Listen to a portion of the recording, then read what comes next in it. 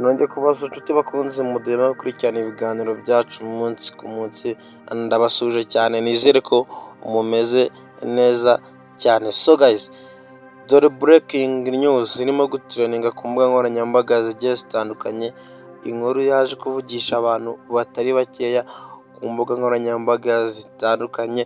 Ndavuga aya mafoto yaje gusohoka uwitwa Kiramani na Nyambo bakoze ubukwe. Hari abantu babifashe nk'ibintu biri seriye, ati se Kiramani yaba asezeranye na Nyambo? Ibi bintu byavugwa hemwe kabyaramwe?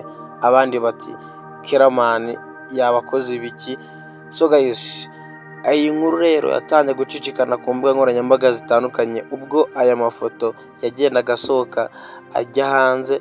Uwo bitwa Kiramani arimo kumwe na Nyambo bakoze ubukwe, ndetse hari abantu benshi cyane ubona ko ari ubukwe bwaba buri seriye cyangwa se ari ubukwe bwaba ari ubwa nyabwo. So guys, uyu munsi rero mbazaniye breaking news, cyangwa se wowe ugiye kubana nanjye mu iki kiganiro ugiye kumenyeramo byinshi kwa aya mafoto ari kugenda acicikana ku mbuga nkoranyambaga zitandukanye, yavugishije abantu batari bakeya, ku buryo ibitangazamakuru bimwe na bimwe byandika amakuru ya showbiz cyangwa se amakuru y'abasitari agiye atandukanye batangiye kuvuga amakuru avuga ko uwitwa Kiramani ari waba warishe umubano uri hagati ya Nyambo na Titi Brown. So guys, ntago ariko bimeze, ntago Kiramani ari we wagiye kwica umubano wa Titi na Nyambo, ku buryo bahise batandukana mu buryo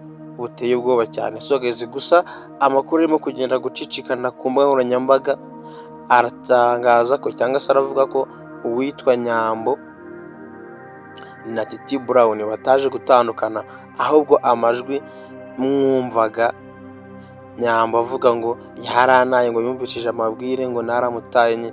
Ibyo ni filime bakoze, noneho baza gukebamo ariya majwi aba ariyo batangaza ku mbuga nkoranyambaga zitandukanye. Noneho abantu bibwira ko uyu nguyu Titi na Nyambo umubano wabo waje kuba uhagarara. So guys, ntago ariko bimeze. Titi na Nyambo baracafitanye umubano udasanzwe, ndetse ku buryo amakuru arimo gutangazwa ku mbuga nkoranyambaga zitandukanye avuga ko uwitwa Nyambo na Titi Brown hari umushinga wa filime bafite bagiye gusohora mu minsi mikeya, ku buryo usanga abantu ku mbuga nkoranyambaga zitandukanye byarababereye urujijo, batiyumvisha uburyo ako kantu kagiye gukatwa muri filime kugira ngo gatangazwe ku mbuga nkoranyambaga zitandukanye, nubwo nabo batagiye bahuye mu munsi ku munsi kuri mikoro kubivuga ko, cyane cyane uwitwa Nyambo avuga ko yamutaye we na Titi batakiri kumwe. Amagambo nk'ayo ngayo agenda acicikana ku mbuga nkoranyambaga zitandukanye, ku buryo hari abaje guhamagara Kiramani mu kiganiro ubwo bakamubwira ko yaba yarishe umubano wa Nyambo na Titi Brown. Gusa Kiramani yabihakaniye kure, avuga ko atigeze yica umubano wabo, nta ruhare na rumwe yabigizemo. Anavuga ko again yari yaramaje gusinyisha Titi Brown kazajya akina kwa Kiramani, ndetse hari uduseni tumwe yari azajya ahuriramo na Nyambo, ahabwa nabo cyangwa se na Kiramani atungurwa kumva ko Titi Brown atakiri inshuti ya Nyambo, cyangwa se batakiri ababesto muri rusange, baza kuba cyangwa se baje kuba batandukana. So guys, ayo ni amakuru yirirwa ku muhanda avugwa mu binyamakuru bigiye bitandukanye. So guys, reka twigarukire rero ku ngingo nyamukuru, cyangwa se kuri aya mafoto muri ko nari gucicikana ku mbuga nkoranyambaga. Umuntu wese wibazaga ko Kiramani na Nyambo baba barakoze ubukwe, sibyo. Ukuri gutiye gute rero? Kiramani na Nyambo ubu si ubukwe bwa nyabwo. Aya mafoto umuntu ari gucicikana ku mbuga nkoranyambaga zitandukanye ni amafoto yagiye ava muri filime bita Ibanga. Ibanga ni filime ya Nyambo imaze iminsi, aho Kiramani akina yitwa Niyori. Muri iyo filime rero nimwo byaje kuva, baje gukora ubukwe nk'iyo filime abantu mutabyitiranya cyane, dore ko hari amafoto yagiye acicikana ku mbuga nkoranyambaga bari gusomana mu buryo buteye ubwoba cyane. Ati ese ubu koko ibi bintu byaba ari filime gusa cyangwa byaba ari ukuri ko tubona ibi bintu biteye ubwoba cyane? Ntabwo ari ukuri, iyi ni filime bita Ibanga. Abajya kuri YouTube cyangwa se abayikurikirana mujyeho murabona ko filime imaze igihe. Uwayikurikiye neza we arabizi, ahubwo nk'umuntu utarareba iyo filime niwe urimo kwibaza ibi bintu uburyo byaba bihagaze, dore ko hari abavuze ngo ese koko wabona Kiramani ari we wishe umubano wa Titi na Nyambo kugira ngo bazaze kubana? Ayo ni amagambo menshi bagiye batangaza mu buryo bugiye butandukanye. So guys, uko niko kuri k'uyu mubano cyangwa se ko aya mafoto muri kubona arimo gucicikana ku mbuga nkoranyambaga zitandukanye, Miss Nyambo ari gusomana na Kiramani ubu ngubu, dore ko muri iyo filime Kiramani akina yitwa Niyore. So guys,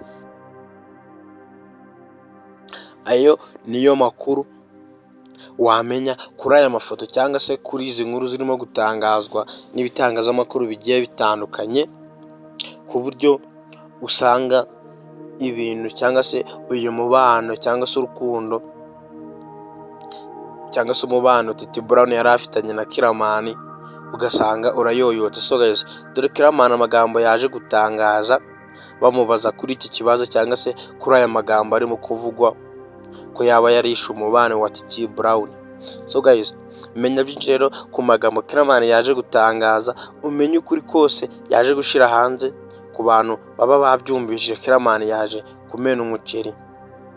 Yacyambere cyo bamubajije ati umubano wa Titi Brown na Nyambo niwe waje kuwica? Kiramani ati ntago naba narishe umubano wabo, aka kanya Titi Brown n'abakimfurowinga.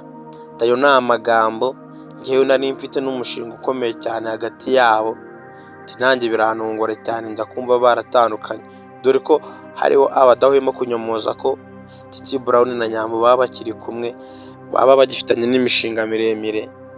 Mu minsi mike uraza kubona filime bagiye bakorana izajya inyura.